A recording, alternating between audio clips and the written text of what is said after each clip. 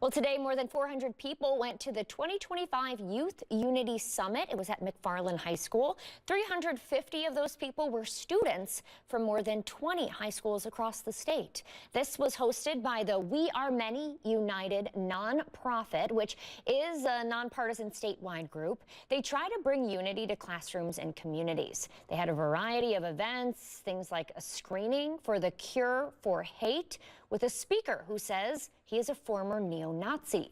Another keynote speaker there, they were the state superintendent, the principal at McFarland High School, and the founder of We Are Many United, Masood Akhtar.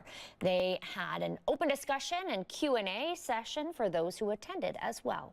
We really believed that it was our students who were the leaders who were wanting it to happen, and so we happened to be able to partner with We Are Many United, who was bringing in incredible speakers, which were really inspiring, and then providing really neat leadership opportunities to train students on how to be leaders and have these conversations, and then just hopefully take it back to their districts. McFarland High School was honored by the Office of the Governor for their service to bringing unity to classrooms.